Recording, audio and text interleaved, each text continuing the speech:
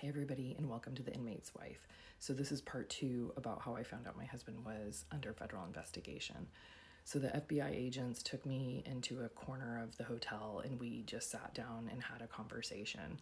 They were incredibly professional and very respectful and everything, but it was very frightening because I found out immediately this had nothing to do with a colleague or anything like that. This was purely about my husband. They wanted to know the history of our relationship. It really honed on, he and I had broken up before he even knew I was pregnant with our daughter. And so we were broken up for about 2 years, but they were very interested in knowing if we were still in a romantic relationship then. When I clearly was saying no, we did not have a relationship.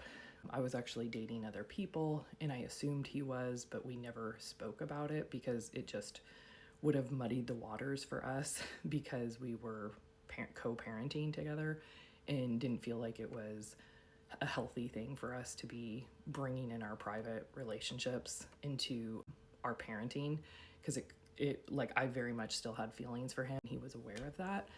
And so it was just better for us to just not speak about those things. So then the FBI agents brought up, do you know why he was in Panama?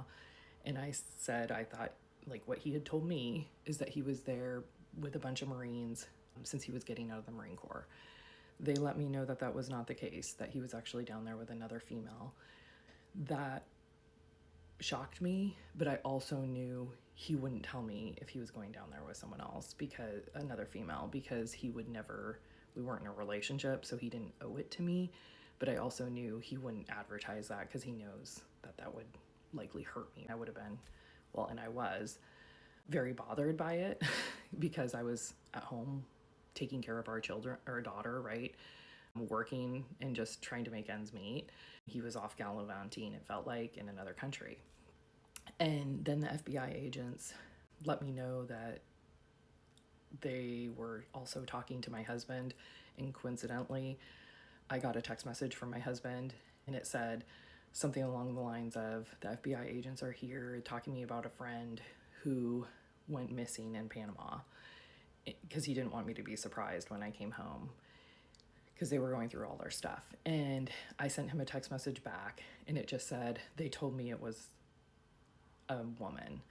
And I mean, obviously he had been lying to me. And so this was the first time he got caught. And try having an FBI agent let you know that your husband's lying to you, right? We'd only been married not even 2 months at this point.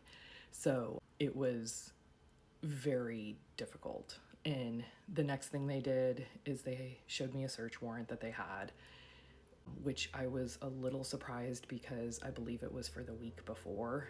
And so the judge had signed off. So I was a little confused how they were still able to search our and take our things when they had a warrant that was actually expired.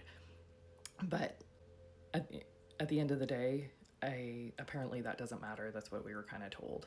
But they did search my car, and like I said, they were really respectful. I think they understood that I didn't know anything that was going on. They did express a lot of concern for my safety, and I was just really shocked.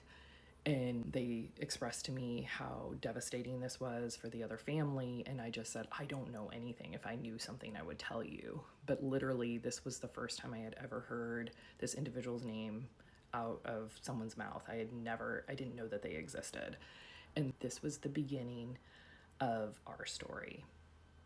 Stay tuned and I'll tell you about when I had a conversation with my husband.